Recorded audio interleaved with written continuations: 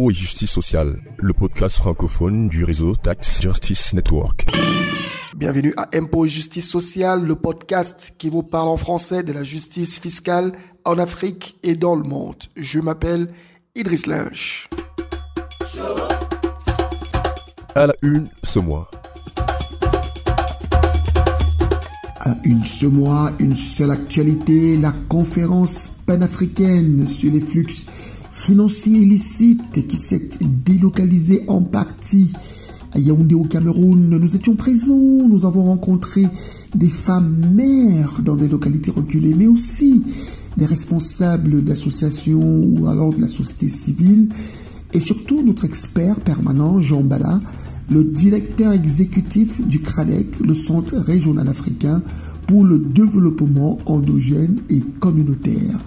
Je rappelle que vous pouvez suivre ce podcast sur notre page de podcast impotsocial.libsyn.com, Libsyn avec SYN à la fin. Mais aussi, vous pouvez aller sur notre page YouTube www.imposetjusticesocial.com ou encore interagir avec nous sur notre page Twitter #impotsocial et notre page Facebook Impôts et Justice Sociale.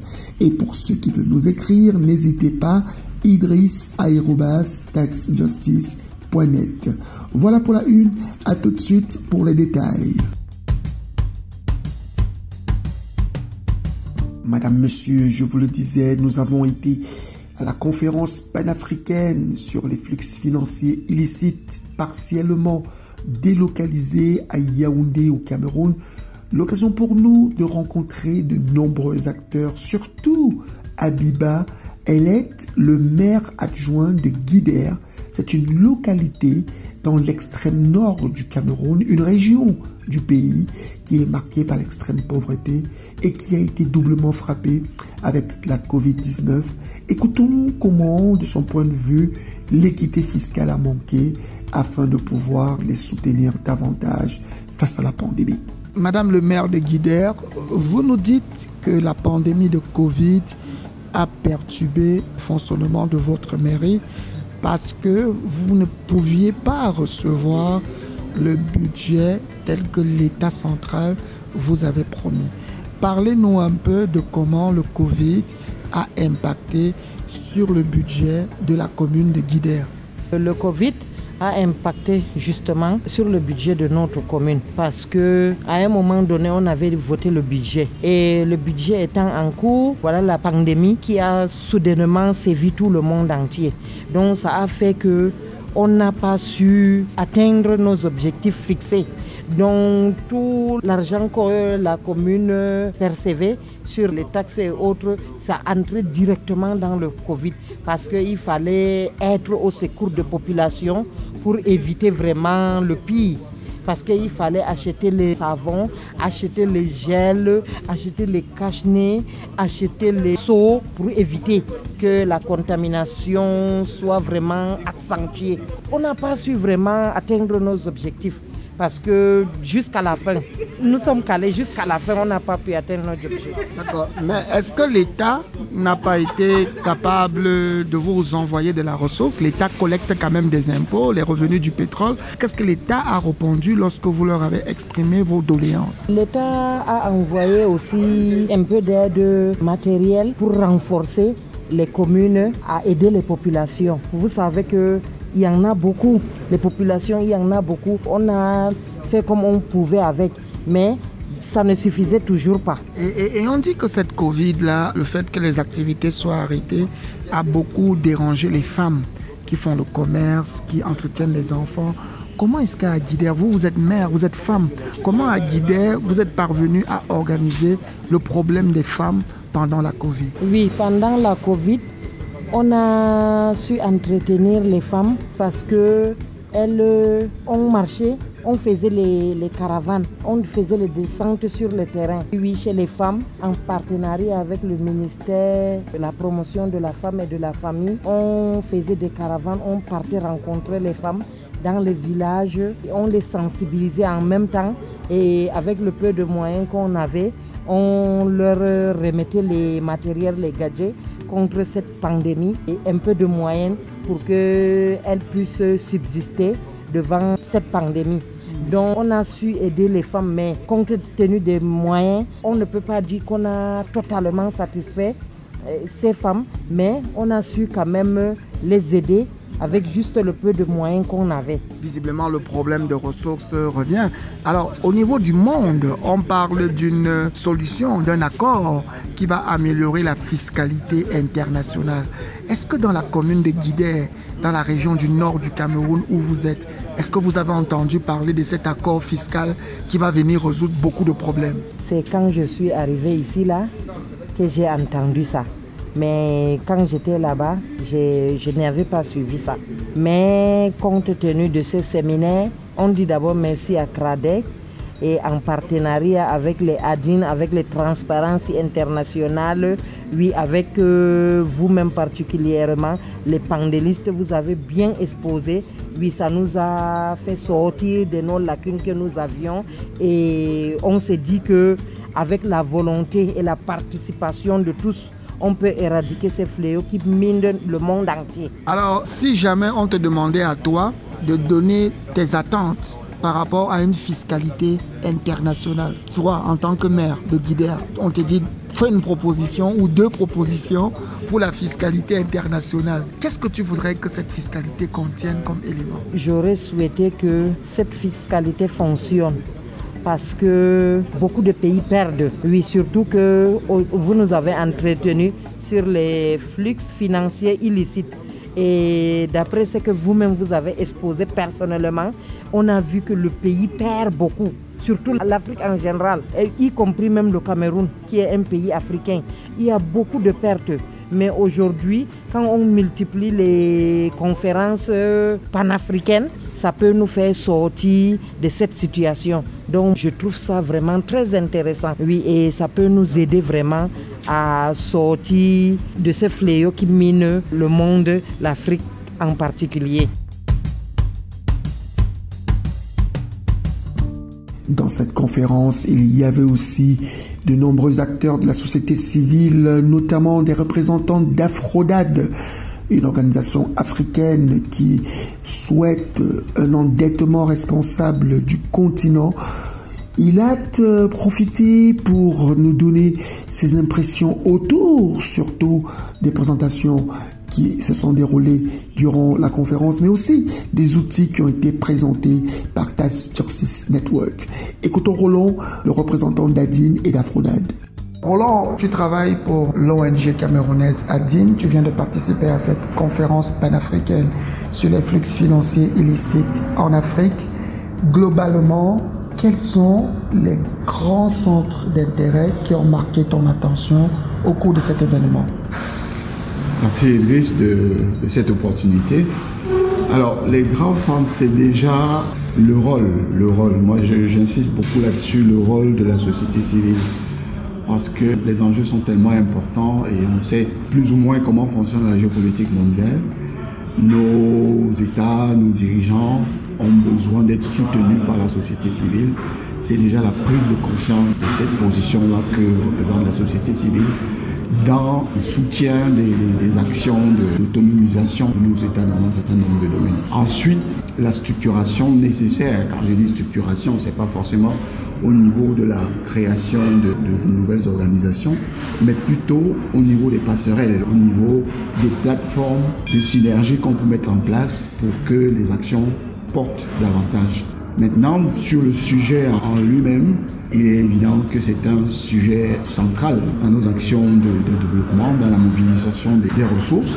Et avec les présentations que nous avons, on se rend compte que quelquefois, on n'était pas au bon endroit pour mesurer les vrais enjeux. On a par exemple parlé hier et ce matin au niveau du Cameroun, de l'article 66 qui parle de la déclaration des biens de ceux qui ont certaines positions dans la société. La problématique, elle est certainement beaucoup plus large. C'est-à-dire que la propriété, le problème de la propriété est central dans cette question-là et il élargit le champ d'action. Donc voilà un point important sur lequel on doit pouvoir travailler. Et puis la présence de nos parlementaires également, qui ont aussi besoin de soutien parce que non seulement ils n'ont pas toujours la bonne information, mais il faut qu'ils se sentent soutenus, il faut qu'ils sentent qu'il y a derrière d'autres forces, d'autres organisations qui peuvent les accompagner dans le plaidoyer. D'accord. Alors, cette discussion a eu lieu alors qu'on se rapproche. On parle beaucoup de cet accord de fiscalité internationale mené par l'OCDE et le G20. Vous, aujourd'hui, comme beaucoup d'Africains, vous découvrez qu'il y a des limites pour cet accord à résoudre les problèmes de mobilisation des ressources domestiques. Quel est le type d'engagement que vous pensez que la société civile peut prendre face à de tels déséquilibres dans une solution globale? Les engagements que la société civile doit prendre, c'est d'être présente déjà. Là où les gens se réunissent pour parler de ces problématiques, il faut que nous soyons présents pour porter notre message, pour que notre voix soit entendue. Et connaissant les enjeux ou les intérêts, plutôt, nous devons faire en sorte de réunir une masse critique. Pas forcément en termes de poids économique, mais plutôt en termes de nombre de personnes qui parlent, qui revendiquent. Il faut qu'on fasse du bruit. Nous n'avons pas les mêmes capacités, nous n'avons pas les mêmes pouvoirs. On sait qu'il y a beaucoup de lobbying, il y a beaucoup d'intérêts qui à des niveaux qu'on ne peut pas imaginer. La seule chose que nous avons aujourd'hui, c'est d'être présents et c'est de nous faire entendre pour que, ne serait-ce qu'au niveau moral ou éthique, qu'il y ait une prise de conscience. Et à ce jeu-là, je pense qu'on va pouvoir faire bouger les lignes. Ça prendra le temps que ça prendra, mais chaque pas est important dans cette époque. Au cours de cette conférence, vous avez eu l'occasion de voir des outils d'analyse alternatifs que propose l'ONG Tax Justice Network, qui est basée à Londres. Comment avez-vous accueilli ces outils? Est-ce que ce sont des outils qui vous permettent d'apprendre davantage comment justement renforcer les synergies société civile et acteurs politiques? Là, je dois vous avouer que j'ai été émerveillé avec la présentation de Tax Justice Network ce matin. C'est des choses dont on parle de manière très superficielle. Mais là, c'est une approche nouvelle. Ce n'est pas forcément les angles dans lesquels ces analyses-là sont formulées, sont présentées. Et on voit bien que les chiffres, on peut les faire parler comme on veut, que l'on est dans une position ou une autre. Et jusqu'à présent, j'ai envie de dire, on n'avait qu'un seul son de cloche. Maintenant, avec ces axes d'analyse, on se rend bien compte que ceux qui ont le capital, ceux qui tiennent l'économie mondiale, avaient dans leur communication choisi de présenter les choses en leur faveur. C'est de bonne guerre, on va dire. Mais maintenant, je crois qu'on va pouvoir se présenter avec des arguments de poids pour faire pencher la balance. D'accord. Et peut-être un dernier point pour sortir. La vraie bataille pour la fiscalité internationale plus juste est celle qui permettra un meilleur développement, l'accès à l'éducation, le renforcement de la valeur pour les femmes, l'accès aux soins de santé pour toutes les populations. Comment est-ce qu'un tel agenda peut être réalisable dans le monde d'aujourd'hui? Parce que nous aussi à Tax Justice Network, nous écoutons les autres. Quelles sont vos propositions à vous pour parvenir à cet objectif d'une fiscalité plus orientée vers les soucis de développement? Je vais commencer ma réponse par une anecdote. Quand je dis anecdote, c'est une histoire vraie qui a eu lieu chez moi il y a à peine 2 semaines. Une jeune fille de 16 ans, enceinte, elle est en travail, le prochain centre de santé est à 6 km, il pleut abondamment, la route est en très mauvais état, elle est prise par quelqu'un sur une moto, la moto fait 3 heures pour couvrir 6 km. Elle arrive à l'hôpital, elle est décédée, le bébé est décédé. C'est vous dire quels sont les vrais problèmes que nous avons dans nos pays. C'est-à-dire que voilà une jeune dame qui décède parce qu'elle veut donner la vie. Pas de route, pas de transport, rien du tout. Pour dire qu'il faut que nous y mettions le cœur. C'est important de mettre le cœur. Je voulais parler de la fiscalité. On parlait de ce qui est légal, de ce qui n'est pas légal. Aujourd'hui, les compagnies, les multinationales qui viennent travailler chez nous ont des avantages légaux, mais qui ne sont pas licites. Je le dis comme ça, je ne sais pas si j'utilise les bons termes. On leur accorde un certain nombre d'avantages fiscaux, là où elles viennent se faire beaucoup d'argent. On parlait ce matin, tu nous as pris l'exemple ce matin du cacao. Le kilogramme de cacao, on l'achète à 500 francs, pour qu'une tablette de chocolat, on l'achète à 50 euros, je ne sais pas combien de l'autre côté. Donc, nos propositions, c'est vraiment que nous nous rendions compte que dans ce jeu-là, nous sommes indispensables. Ces gens-là, ils ont besoin de nous. Parce que quelquefois, nous nous présentons en faisant petit bras parce qu'on a l'impression que si on ne signe pas, on est mort. C'est pas vrai. Ce n'est pas vrai. Nous sommes un pouvoir et nous devons pouvoir faire entendre nos positions avec fermeté parce qu'ils ne peuvent pas faire sans nous, ils ont besoin de nous. Ça, c'est vraiment le message central que je veux passer. Ne signons pas, n'acceptons pas n'importe quoi, ne donnons pas l'impression que nous sommes des mendiants parce que c'est sur nous qu'ils s'engraissent. Voilà le premier message que je voulais passer. Ensuite, dans le cadre de nos activités de lobbying, le partage d'informations il est important. Parce que je redis encore ce matin, la présentation que tu nous as faite nous a beaucoup appris, nous a permis de voir beaucoup de choses. Et j'imagine que dans d'autres domaines, dans le domaine de la dette par exemple, il y a des choses comme ça. Donc, une synergie au niveau de la société civile dans les différents domaines est nécessaire. En tout cas, chez Tax Justice Network, nous sommes toujours disposés. Nous sommes un réseau, nous ne sommes pas une organisation simplement.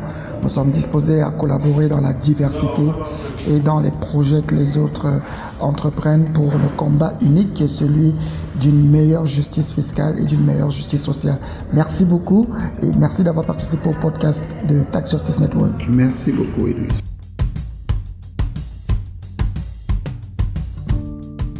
La conférence était abritée par le Centre régional africain pour le développement endogène et communautaire, le CRADEC, dont Jean Bala, le directeur exécutif, est un consultant permanent de notre podcast.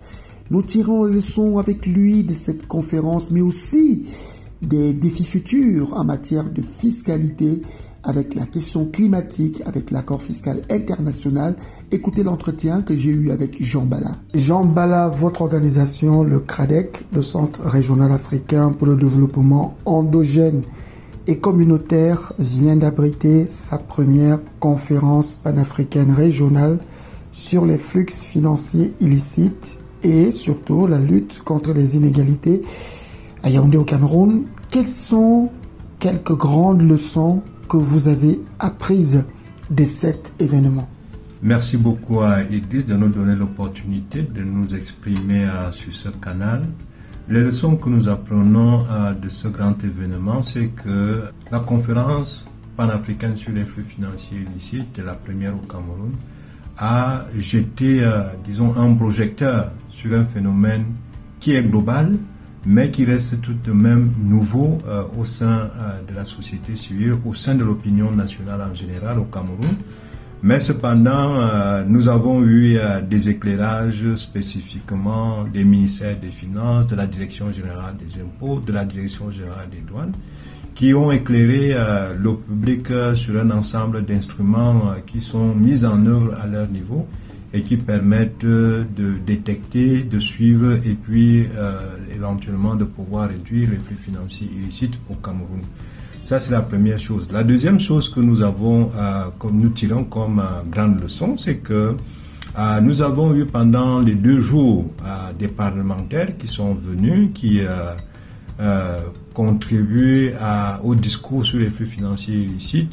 Ces parlementaires-là sont venus, j'allais dire, renforcer leurs capacités, se ressourcer auprès de cette conférence panafricaine afin de pouvoir dialoguer, j'allais dire, de pied à égal avec les administrations en charge de ces questions-là au niveau gouvernemental.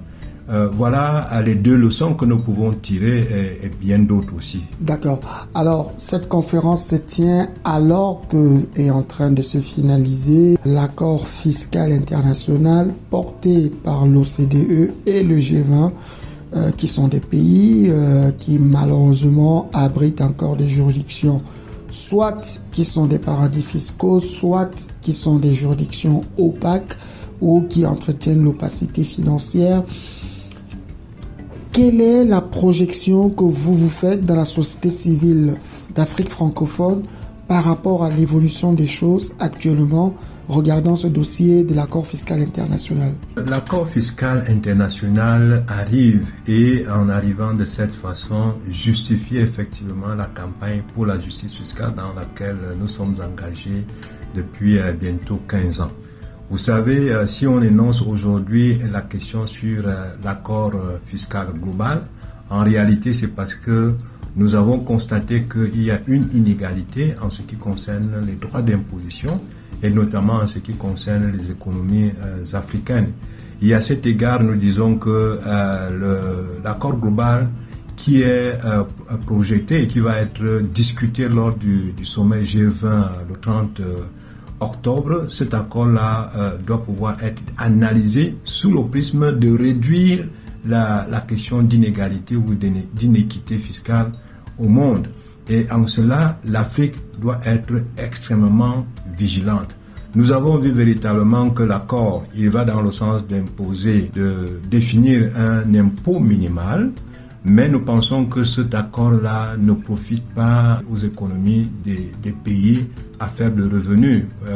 J'en veux pour preuve des éléments que nous avons identifiés dans cet accord qui vont, je dirais, du seuil de matérialité qui exclut un bon nombre d'entreprises qui opèrent au sein de nos économies du fait que le seuil de matérialité qui est de 750 millions d'euros bénéficierait encore d'un abattement de 10%, et en cela nous verrons que le seuil est extrêmement bas de manière à ce que beaucoup d'entreprises ne pourront pas être indexées ou alors interpellées pour pouvoir faire leur déclaration par rapport à cet accord. La deuxième chose que nous pouvons aussi dire, c'est que l'accord nous renseigne que tous les secteurs de l'économie vont être, j'allais dire, investigués, mais les secteurs tels que le secteur extractif et le secteur de la finance vont être exclus de l'accord. Ce qui, à notre sens, est complètement non justifié parce que quand on sait que le secteur de l'industrie, il interpelle davantage les pays, le secteur extractif, il interpelle davantage les pays africains.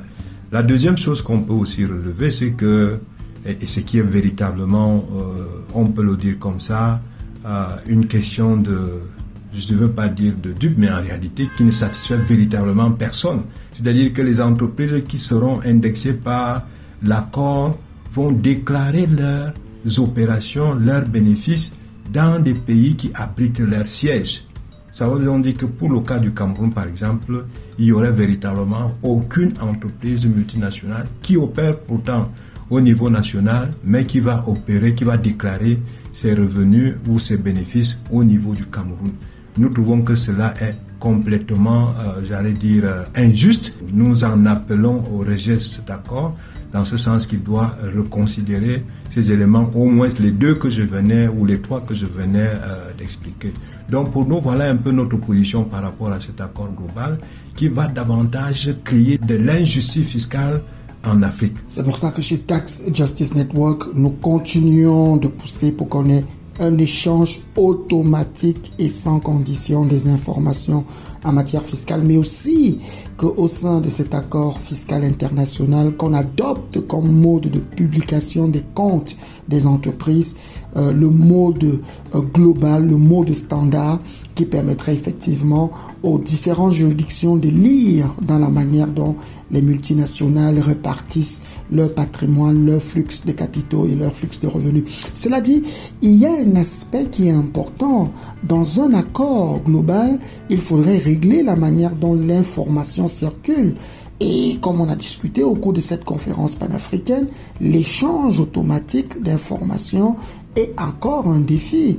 L'administration fiscale camerounaise a soulevé cela. Pour vous, en tant que société civile, que vous inspire cette particularité qui inquiète aussi bien les ONG que l'État finalement qui se retrouve désarmé? Oui, je crois que comme vous l'avez assez bien relevé, c'est-à-dire que c'est une préoccupation qui est partagée entre les organisations de la société civile et l'administration fiscale. Nous savons très bien que les pays du Sud, notamment les pays africains, on a des infrastructures pour pouvoir générer, traiter l'information de la statistique qui sont encore très faibles. Et maintenant, lorsque l'échange automatique d'informations, par exemple, est soumise à cette condition de requête, pour nous, je crois qu'il est tout à fait erroné parce qu'en réalité, lorsque vous avez une information au niveau des pays du Nord, vous devez pouvoir la partager parce que nous estimons qu'elle peut être utile au gouvernement du Sud. Donc pour nous, il est extrêmement important que l'on exige que le partage d'informations, les échanges d'informations en matière fiscale soient automatiques, de manière à ce que si l'information est au nord, que cette information puisse être circulée Parce qu'il y a même un problème, c'est-à-dire que si les pays du Sud, tels que nous le disons, ont une infrastructure assez faible pour pouvoir générer et traiter de l'information, mais il y a aussi une disposition qui nous préoccupe parce que pour pouvoir réclamer une information, il faut pouvoir la discerner, il faut pouvoir l'identifier, il faut pouvoir la comprendre. Et là aussi, nous sommes dans une situation d'asymétrie. Nous voyons véritablement qu'au niveau du Sud, nous avons encore des efforts à faire en matière de capacité, de compréhension, d'analyse, de détection des informations qui peuvent jouer contre nos intérêts. Donc nous, on pense que la justice serait que l'information soit partagée automatiquement qu'elle est reçue du moment où on pense qu'elle peut être utile aux uns et aux autres. Donc c'est une préoccupation que nous partageons et nous sommes tout à fait fiers que nous sentions aussi que les administrations en font une préoccupation et que nous devons pousser ensemble pour une meilleure situation. Finalement, c'est un accord qui ne changera que très peu de choses pour beaucoup d'entreprises. Et au final, l'OCDE n'a toujours pas publié un rapport d'impact réel sur les économies. De nombreux points seront encore en discussion afin de voir comment est-ce qu'on met cela en œuvre. Tax Justice Network insiste pour qu'on puisse avoir ces rapports d'impact prévisionnel. Est-ce que vous avez l'impression, vous, au niveau de la société civile d'Afrique francophone, que c'est une revendication légitime? C'est une revendication légitime, ils disent, parce que, comme nous venons de l'évoquer, c'est-à-dire que pour mettre une opération en œuvre, il faut pouvoir évaluer les risques, il faut pouvoir évaluer les avantages. Donc, l'étude d'impact en question est un préalable, je dirais, conditionnel pour que l'OCDE puisse s'affirmer et avancer vers la mise en œuvre de cet accord. Ce d'autant plus, comme vous l'avez dit, c'est-à-dire qu'on voit véritablement que l'accord va être mis en place tel que c'est déjà parti. Nous sommes contre, mais qu'il y aura encore des discussions ultérieures pour pouvoir s'entendre sur un certain nombre de choses. Et Dieu seul sait le rapport de force qui existe entre les uns et les autres. Donc pour nous, cette demande-là est légitime et je pense que si l'OCDE, le G7, le G20 sont véritablement des organisations responsables qui veulent réduire les inégalités, que ce soit au niveau fiscal ou alors au niveau du développement, on devrait faire mieux en corrigeant ce tir-là, en adoptant d'abord la position selon laquelle il faut une étude d'impact préalable. Et on a découvert que, avec le rapport sur l'état de la justice fiscale, les pertes fiscales en Afrique représentent près de 52% des budgets de la santé. Et la santé, on le sait, concerne aussi bien les femmes, les enfants qui peuvent pas se soigner, qui peuvent pas finalement avoir un accouchement sain. Mais en marge des débats sur la fiscalité internationale, des multinationales, notamment du digital, c'est de ça qu'il est question, on parle aussi, Jean, pour sortir de la fiscalité en faveur de la lutte contre les changements climatiques. Tout un chantier est ouvert. Les premières approches ne prennent pas encore totalement en compte de manière spécifique la protection des femmes et de l'enfant. Pour vous, le CRADEC, qui est un promoteur du développement endogène, qu'est-ce que ça vous inspire ? Oui, disons que nous en sommes préoccupés parce que, vous savez, nous sommes en train de travailler aujourd'hui sur le baromètre de l'équité fiscale au Cameroun. Les préoccupations qui concernent les femmes, elles sont d'une priorité, j'allais dire, absolue. Vous vous imaginez, en ce moment, nous sommes en train de parler des questions de perte en ressources budgétaires qui affectent la santé publique à hauteur de 52%. Pour nous, c'est énorme. Et vous savez très bien qu'en ce moment, si nous sommes dans la pandémie Covid, avec des conséquences que nous connaissons, qu'elles soient économiques ou alors sociales, économiques parce que il y a des entreprises qui ont été en difficulté, il y a des secteurs de l'économie qui ont été très sérieusement ébranlés, social parce que nous avons eu des gens, des familles qui ont perdu des leurs, ainsi de suite. C'est encore la femme qui est, j'allais dire, touchée et ébranlée dans son espèce de confort que l'on pourrait imaginer. Elle est ménagère, elle est mère de la famille, c'est elle qui soigne, c'est elle qui nourrit, c'est elle qui entretient. Donc pour nous, les questions d'inéquité fiscale sont d'une importance capitale vis-à-vis de la femme. Et en ce sens, nous avons effectivement, lors de la conférence panafricaine, nous avons invité un certain nombre de responsables, je dirais, au niveau local, des responsables au niveau des mairies, des collectivités territoriales décentralisées, des maires, des femmes mères qui étaient là avec nous et avec qui nous avons eu à discuter sur ces questions et de voir comment est-ce qu'on peut porter le discours sur l'inéquité fiscale, le discours sur la justice fiscale au niveau des communes, au niveau des familles, au niveau de la femme, de manière à pouvoir débattre de cette question de manière inclusive et pouvoir apporter des solutions. Nous pensons qu'aujourd'hui, le regard doit être suffisant. L'équité fiscale, non dans le sens de favoriser de manière, j'allais dire, non objective une certaine couche de la population, mais de regarder les spécificités qui sont face à la femme et de pouvoir les adresser de manière à ce qu'il y ait une certaine équité dans ce sens. Vous avez parlé de communautés locales, vous avez parlé de femmes. Évidemment, avec les changements climatiques, c'est la femme cultivatrice qui ne pourra plus nourrir ses enfants. C'est des sujets sur lesquels nous reviendrons certainement dans les prochaines éditions de notre podcast. Merci Jean Bala d'avoir accepté de répondre à nos questions. Et si vous aviez un dernier mot à donner au terme de cette conférence panafricaine qui s'est déroulée à Yaoundé, que diriez-vous? Alors, je dirais tout simplement, je vais prendre 2 citations.